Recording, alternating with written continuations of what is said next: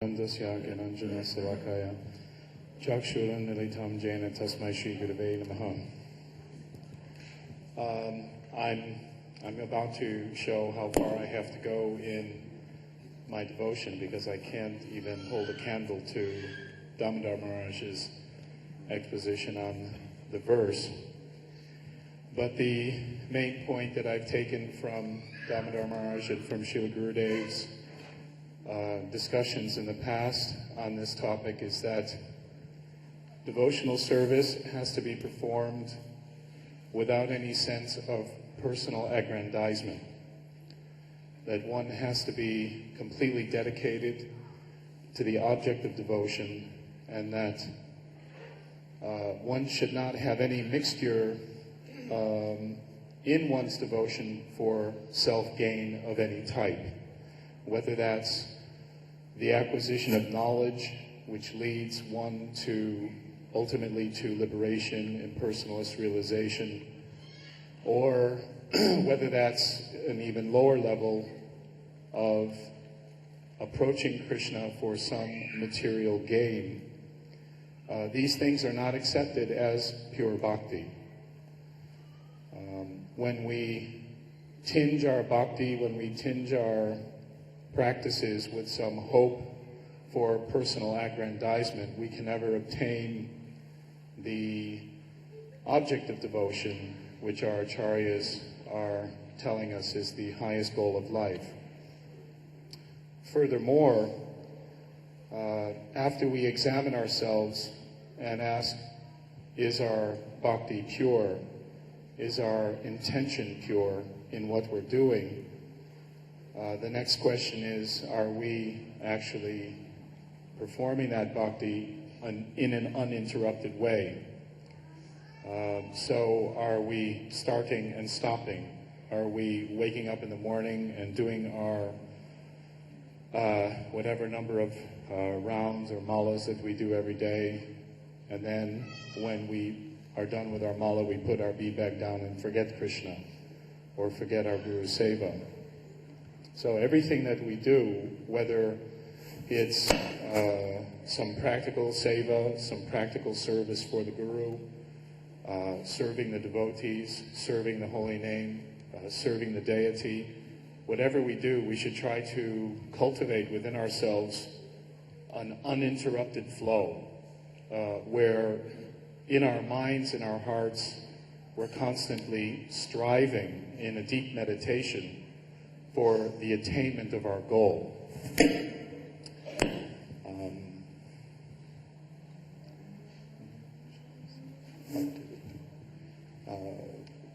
The last thing that I'll be able to say today is that the ultimate goal of pure bhakti is the thing which gives all of these other things that we could possibly hope for, and so much more.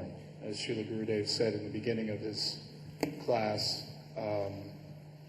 that the highest goal, the highest love and affection, the pure love of God, the pure love of Radha and Krishna, the most intimate aspects of the Supreme Lord are attained by this this pure bhakti. So that's it. That's my humble offering to you.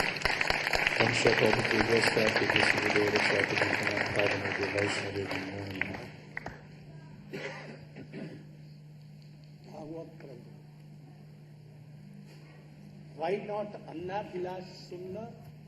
Why Anna Vilasita Sunna? Why?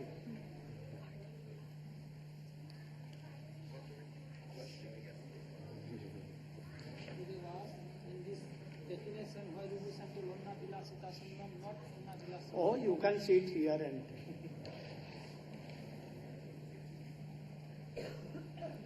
why not Allah Vilasa Sunnam? But it has been told Anna Vilasita Sunnam.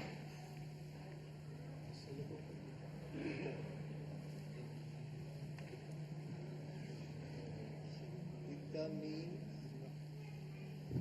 He told. But you, no, he could not give attention. You Prabhu, yes.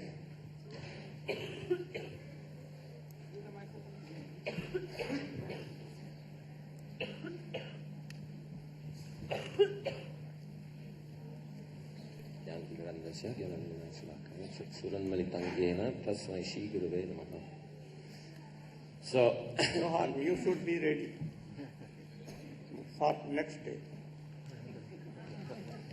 but then you have to say what the question will be. Today you have to say what the question will be tomorrow. Then we can prepare.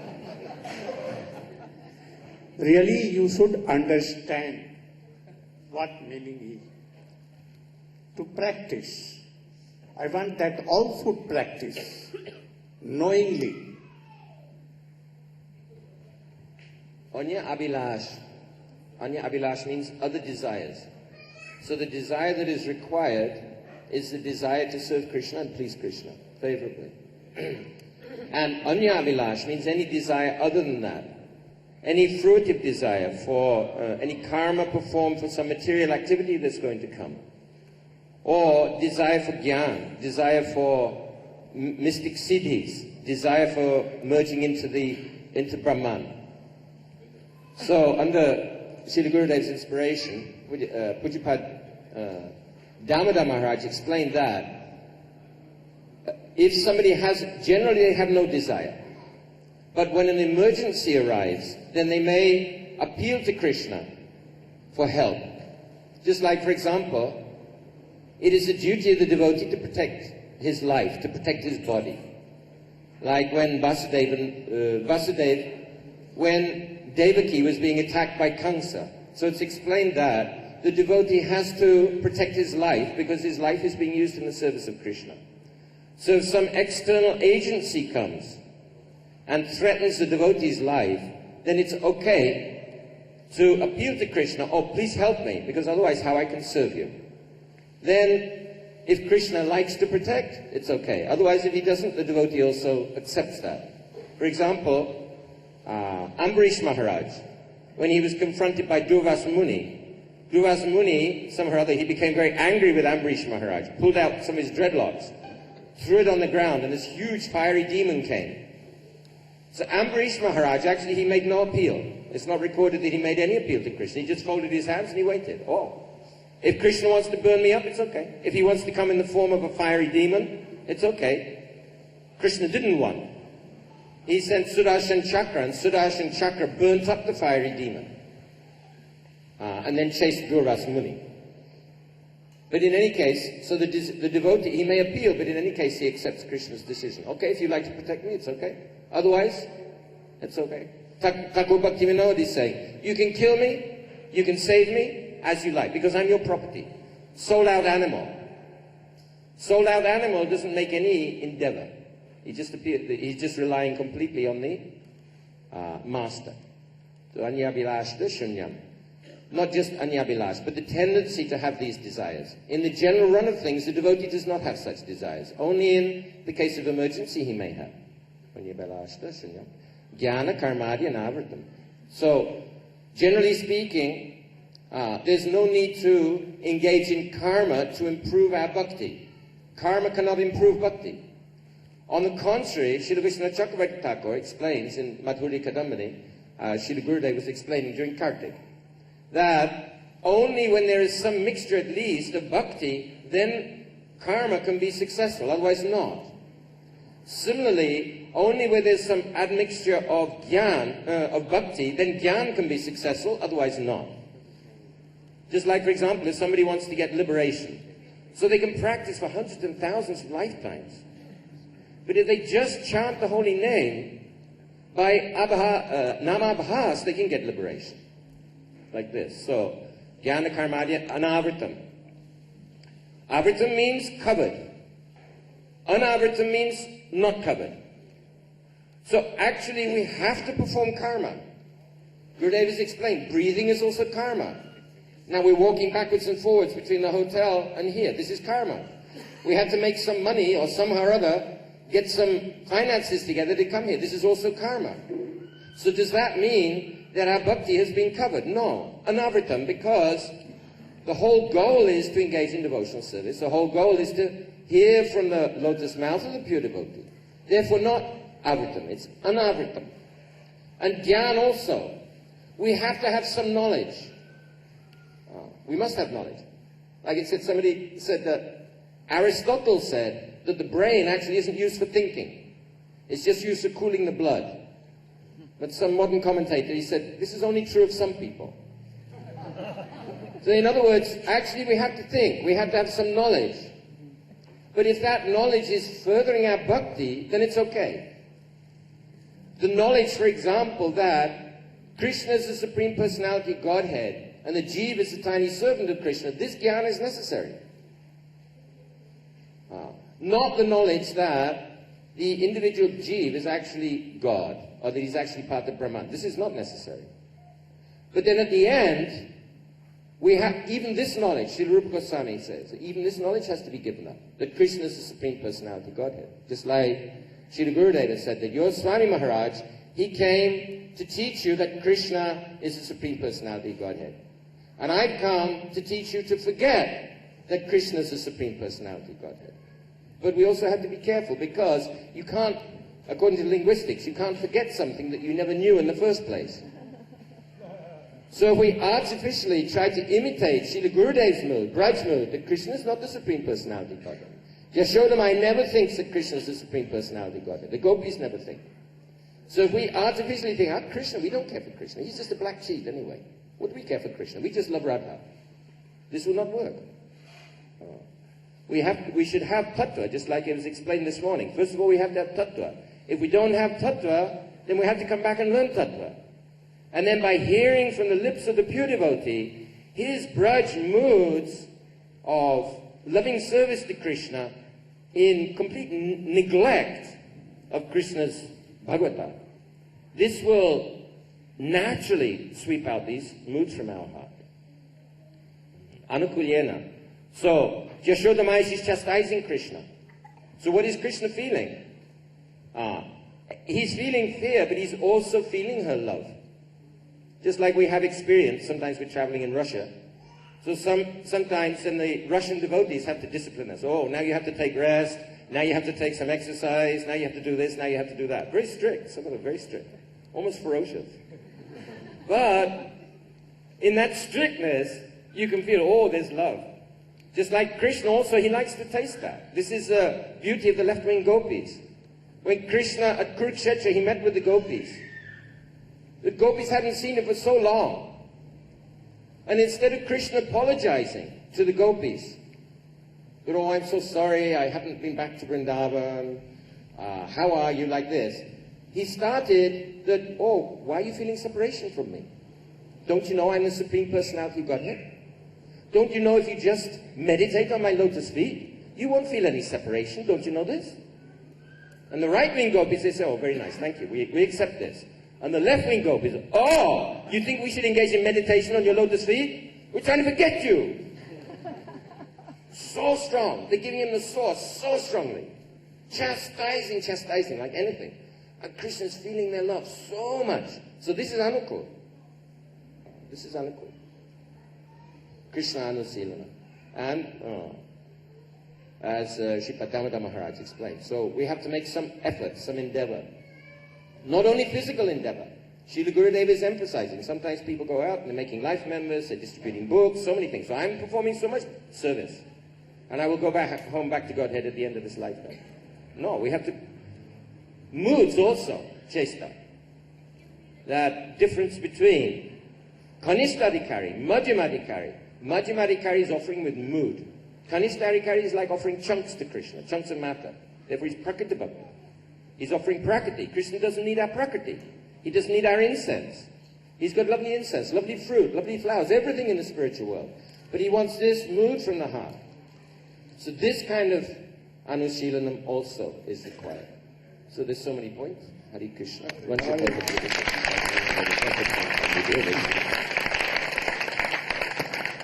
Very good explanation.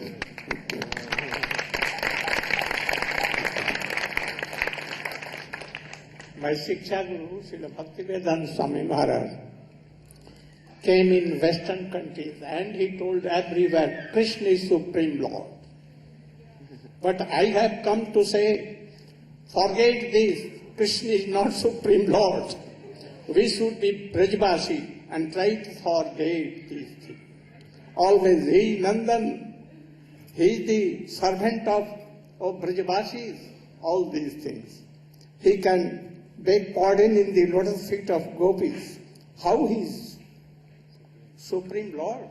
So we should try to forget forever and be one of the Brajbasi. Very good. Anukullena Krishnanushlanam. What is Anukulla? One of the ladies should tell. Oh, he knows. She knows. Other. You. Stand up. No, that. Oh, you. Yes. Stand up. Krishna Priya. No. Oh, yes. Krishna Priya. Yeah. Where? Oh, yes, and big lumpa. Stand up. Then how you can preach my mission? How can you preach my mission? Anukullena.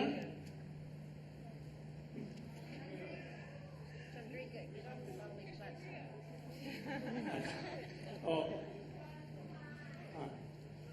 Oh, from there.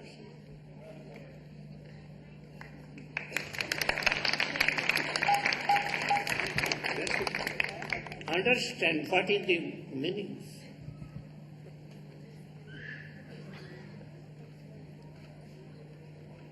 What do you mean by anukullena?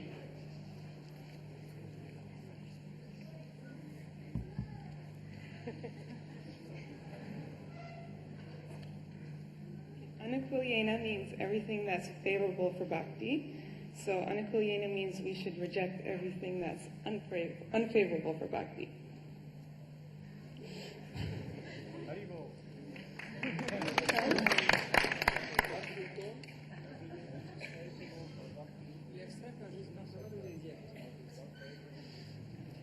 Then why Anusilanam? Anushilanam is like dedicating yourself to Krishna and offering everything to him, and rejecting everything that's unfavorable for your bhakti. Try to understand and preach my mission. All ladies, all my dear sons and brothers, they should know all these things. And then you can preach. Otherwise, what? Book distribution. This will not do. You will have to see what is the under the books. Then sit down. Now, we know from Srimad Bhagavatam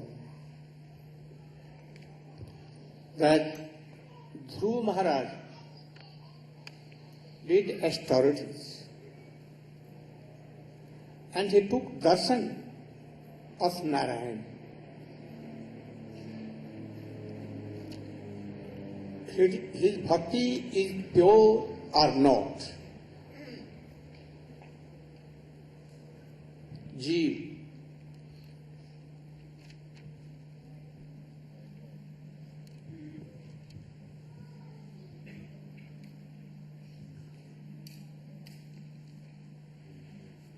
Om Jnanatimirandasya Gyananjana Salakaya Chakshurummalitam Yena Tasmai Shri Gurave Namah. First of all, offer my respectful obeisances to my spiritual master, Om Vishnu Bhaktivedanta Narayan Maharaj, and then to all the Vaishnavas present here today. Srila Gurudeva is asking that Dhruva Maharaj, he took direct darshan of Narayan. He got darshan of Krishna, of Bhagavan, of God, but was his bhakti pure? does it fall under the category of this sloka that we've been discussing? Anya Bilasita Sunyam. If we understand a little bit about the history of Dhruva Maharaj, he was a prince. And at that time, his father, one of his stepmothers told him that he can't sit on the lap of his father. Right? And he was very hurt by this. And because of this, he went into the forest and performed austerities for a very long time. And then eventually Narada Rishi came and gave him mantra. And by performing this, he got darshan of Narayan. But during the time of his practice, what he wanted was to have a kingdom greater than his father. A kingdom greater than his father. This was, Gurudeva explains in Mathura, Bhajane bhavive jaha siddhite bhaive taha. That whatever you think of in the time of bhajan, whatever you're praying for, when you're practicing or cultivating your spiritual life, in perfection you will attain this. Like that. So when he took darshan of Narayan, he realized that what he was aspiring for, what he was looking for, was not worthwhile. It wasn't worth it. Right? He actually said, I was looking for broken pieces of glass and I found a diamond. But he didn't want this. But still, because at the time of his practice of bhakti, of his sadhan, he is still in Dhruv-lok now. There. So the answer, according to my understanding, is no. His bhakti was not completely pure. It was not according to the sloka of Srila Rupa Goswami, Anya Bilasita Sunyam. Okay.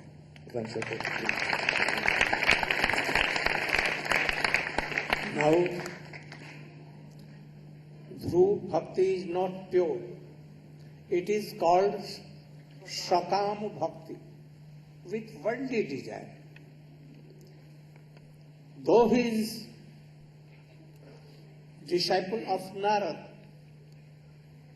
and by the grace of Narad, he took the darshan. But he wanted, I should be the king of my father's property. Not this. He became the king. He became the king. No? But at the time of departure from this world,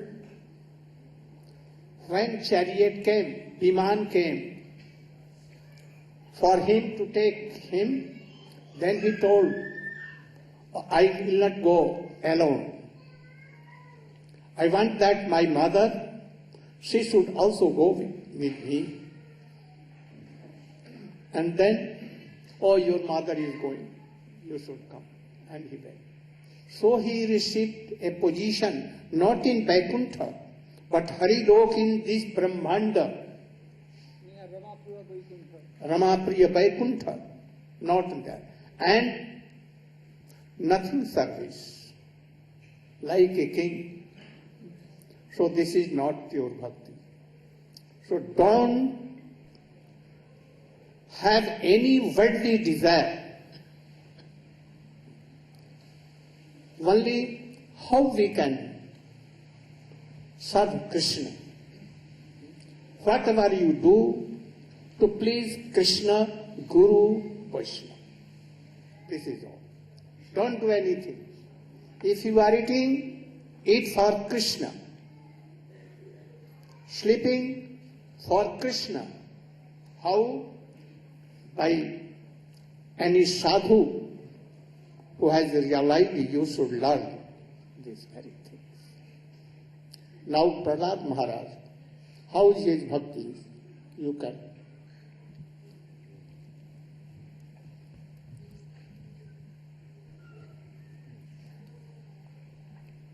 Om Jnanam Timirandasya Jnananjana Salakaya Chaksurunritam Yena Tasmai Sri Gurave Namah. First I offer my unlimited obeisances in the dust of the lotus feet of my most worshipful Diksha Gurudev. Nityalila Pravishta Om Vishnu Pada Stotra Satashri Shrimad Srila Bhaktivedanta Swami Prabhupada. And the same unlimited obeisances in the dust of the lotus feet of my most worshipful Shiksha Gurudev, Om Vishnupad Stotra Satasri Srimad Srila Bhaktivedanta Narayan Goswami Maharaj. To all of our Guru Varga and all the assembled devotees. Srila Gurudev has ordered me to explain about the nature of the bhakti of Sri Prahlad Maharaj. We hear and read for many chapters in the 7th canto Srimad Bhagavatam about the glories of Sri Prahlad Maharaj. We of course hear about how he was protected by Lord Nrsingadev in so many circumstances when he was being attempted to be killed by his father. His father threw him in a pot of boiling oil, threw him in a fire at the feet of elephants, in a blizzard. He threw him off a cliff. And Prahlad Maharaj never begged the Lord to save him, but rather he was always meditating on the Lord in full confidence that the Lord would save him, would protect him. We see that Prahlad Maharaj did not ask Krishna, even at the time of danger, even at the fear of death. At the time when life is threatened, he did not pray to Krishna. And yet, we've just heard that Draupadi prayed to Krishna when there was an attempted derobement by the Asatsabhaya, the assembly of crude and rude men, Dusasana, Duryodhana, and others. She prayed to Krishna. So are we to understand then that Draupadi's bhakti is less than Prahlad Maharaj's? No, because each of these devotees wants to show us something different. Draupadi, being one of the Pandavas, is on a higher level of bhakti than Prahlad Maharaj, because their worshipable deity is Lord Dwarkadish, who is a more complete form of the Lord than Lord Nrsingadev. So the bhakti of Draupadi is higher. How is it that she prayed and Prahlad didn't pray? We have that verse that Sripad Damodar Maharaj has quoted, the last line, Anukulyena Krishna Anusilanam.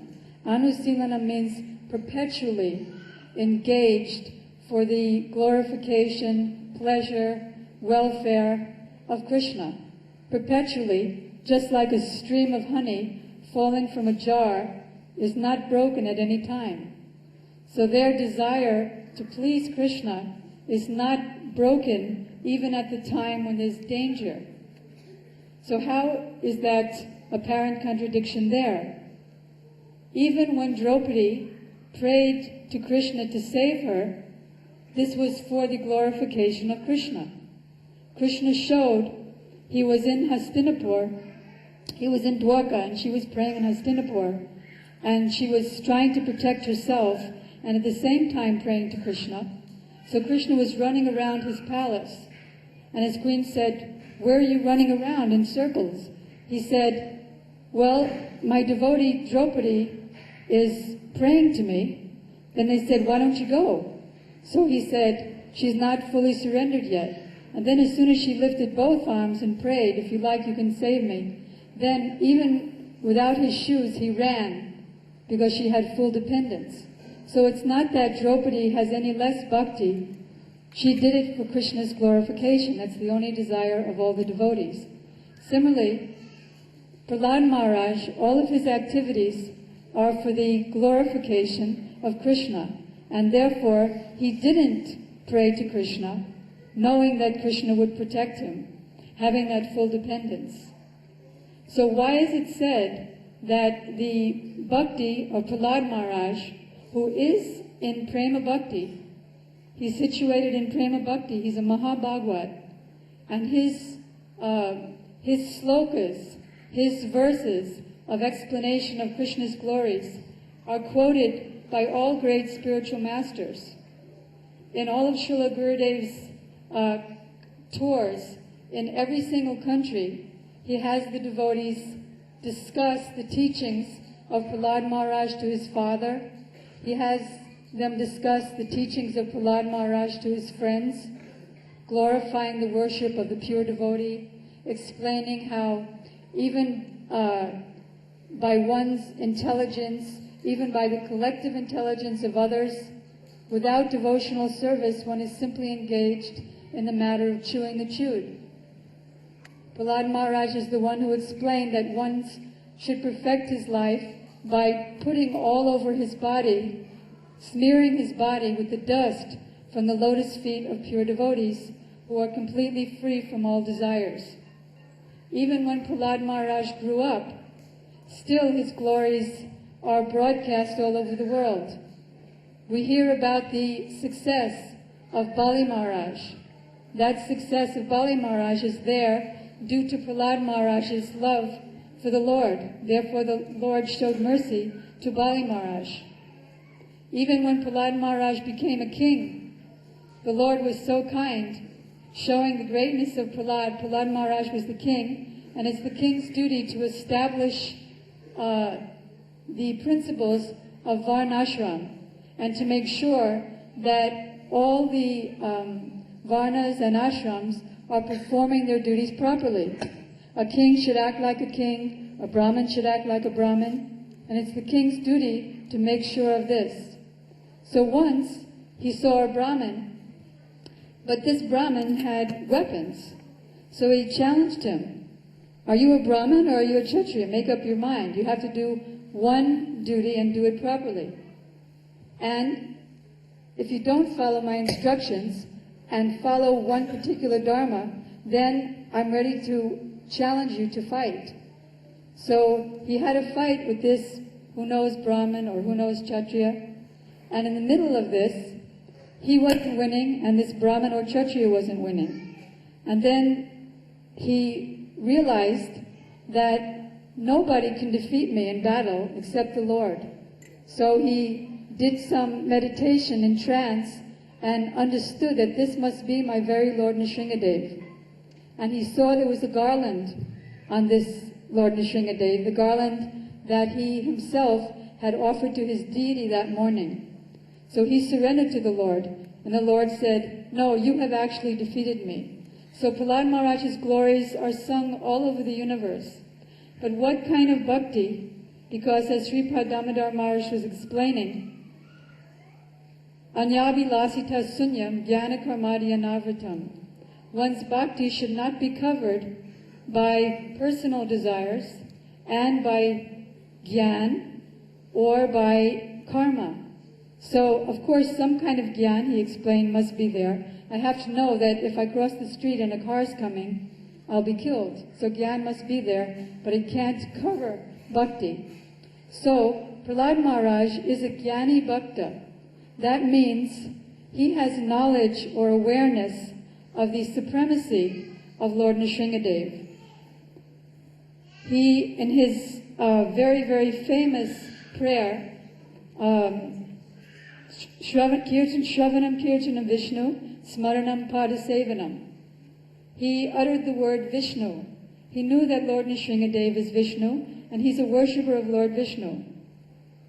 And because of that, when Lord Nrsingadev appeared to him, he didn't think that, well, perhaps my Lord is thirsty or sweaty from killing my father. Maybe I should wipe the perspiration off his face or offer him a drink of water.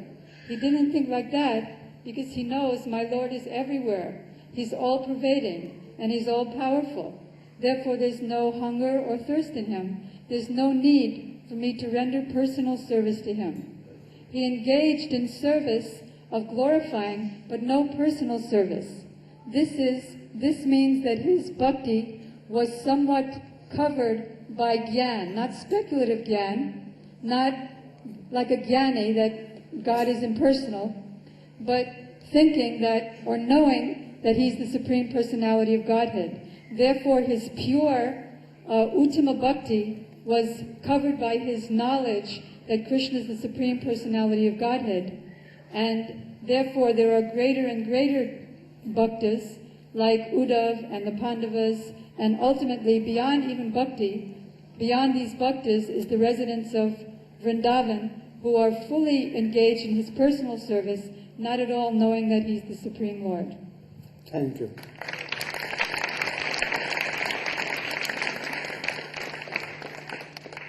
Though Prahlad Maharaj is pure bhakta, but Jnani bhakta. His bhakti is mixed with Aishwarya Jnana. So whether he don't want any worldly desire, but anukullena sevanam, he thinks that my Supreme Lord is everywhere, very powerful. He is the father of world, creator of the world. He never tires, so no use of message. He never hungry, thirsty. So like Draupadi, he used to cook for Krishna, and Krishna used to take. So his some Aishwarya Mishra. Though Prahlad Maharaj is Siddha Bhakta, but Ambarish Maharaj, not Siddha Bhakta, but he is superior in Bhakti. How? You, in brief, you should understand the graduation of Bhakti.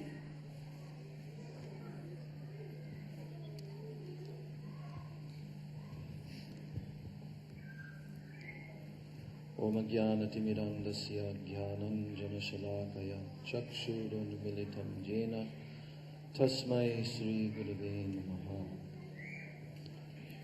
So in the discussion, the gradual progression of bhakti and its stages of increasing purity, now we come to the understanding of Ambarish Maharaj, who is a Shuddha Bhakta. He is actually following purely this verse that Srila Gurudeva is having us study. Anyapilashita shunyam jnana karmadya navritam anakulyena krishnanushilanam bhaktir uttama. Sri Ambarish Maharaj, he was a great emperor thousands of years ago, living in Mathura. And the story is delineated of the history of Ambarish Maharaj and Durvasa Rishi, how Durvasa Rishi attempted to kill Ambarish Maharaj. We heard that described before. And the Sudarshan Chakra of Lord Narayan was sent to protect Ambarish Maharaj. So, Ambarish Maharaj, what was his standard of worship of Krishna? Actually, Savai Mana Krishna Padara Vindayor, Vachamsi Vaikunta Gunanu Varanane. Ambarish Maharaj utilized every single one of his senses in the service of Krishna in a very practical way. He was constantly thinking of Krishna 24 hours daily. Savai Mana Krishna Padara Vindayor. His mind was absorbed in the lotus feet of Krishna. Vachamsi Vaikunta Gunanu Varanane. His tongue was utilized in constantly glorifying and describing the activities of Krishna. And all of his limbs of his body were also utilized. Sometimes he would be utilizing his feet to go traveling and walking on pilgrimage to the holy places where Krishna performed his pastimes. Sometimes he was utilizing his arms, even in cleansing the temple of Krishna, personally cleansing Krishna's temple. Although he was a great emperor, he did not employ someone else to do this, because if you employ someone else to do the bhakti in your temple, that does not mean that you are performing bhakti. So he personally did this worship of the Lord. His eyes were utilized in seeing the very beautiful deity forms of Krishna in the temple. His ears were utilized in hearing the glorification of the Lord.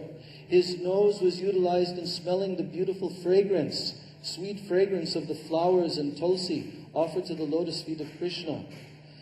So like this, all of his senses, his mind, his intelligence, everything, was completely absorbed in Krishna 24 hours daily without any other ulterior motive.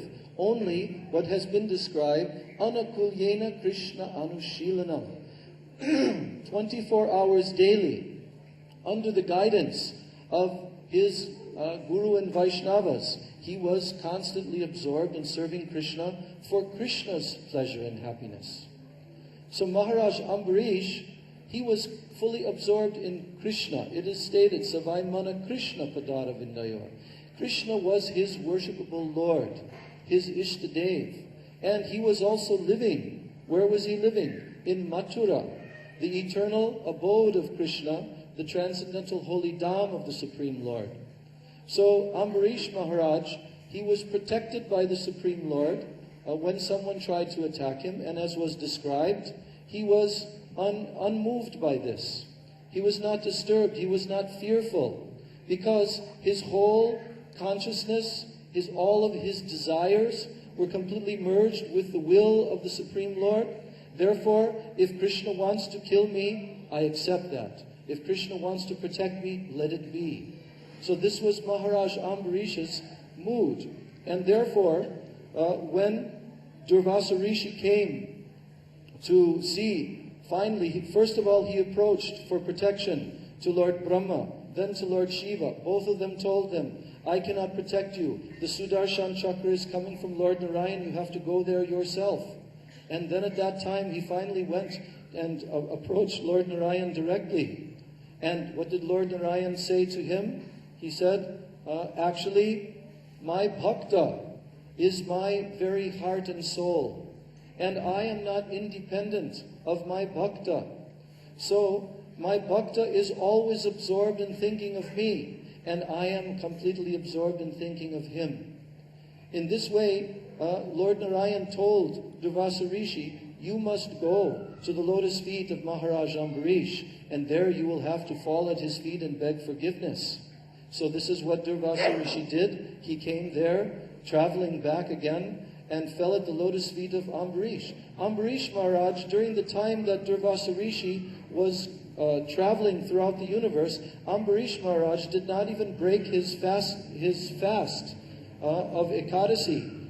He stayed put in that same place, and constantly he was praying to the Sudarshan Chakra of the Lord. And it was because of this reason that the Sudarshan Chakra did not finally kill Durvasa Rishi. So when Durvasa Rishi came and fell at the lotus feet of Ambarish Maharaj, then Ambarish Maharaj prayed directly to Sudarshan Chakra, and he was appeased, and then he left that place. And then, Durvasa Rishi, he was so deeply moved by witnessing this great quality of the pure devotee. He said, Oho Ananta Dasanam, now I have seen today with my very own eyes the greatness of the servants of the Supreme Lord, who is known as Ananta, the Supreme Unlimited Lord. Now I have seen that even though I wanted to kill him, he only wanted my benefit. So Maharaj Ambarish was glorified in this way by Durvasa Rishi, and this story in Srimad Bhagavatam is showing us the superior position of Ambarish Maharaj, even to that of Prahlad Maharaj. Although Prahlad Maharaj is a siddha, he's a perfected personality. He has fully realized the Supreme Lord, and he was protected directly by Lord Nrsingadev. Lord Nrsingadev personally appeared to protect him. So he is not a sadhaka who is only practicing to attain perfection, but he has actually attained that stage. But Ambarish Maharaj, still he is in the level of sadhaka, that he is performing sadhana. Sadhana means spiritual practices to attain perfection, siddha. But yet, Ambarish Maharaj's position is considered superior to that of Prahlad Maharaj. Why? Because, as has been described, Prahlad Maharaj had some mixture of jnana, knowledge about the Supreme Lord. That knowledge is not a covering of his bhakti, as has been described, jnana karma dhyanavritam. The knowledge did not cover his bhakti, because he was not on the material level. He was pure and transcendental, no material desires, only desires to please the Supreme Lord. But his conception of the Supreme Lord and how to please him and how to serve him was not as high as that of Ambarish Maharaj, because he had Gyan Mishra. He realized the supreme Aishwarya of the Supreme Lord, that he is everywhere, he knows everything, he is eternal, he has no material body, he does not need to eat, to drink, or anything, he has no material needs. And in this way, being absorbed in this transcendental knowledge of the Supreme Lord, his bhakti was somewhat weakened by this knowledge. Therefore, he did not perform any personal services to the Lord, like we hear about Ambarish Maharaj personally serving the deity form of the Lord in the temple and using all of his senses to do so many services.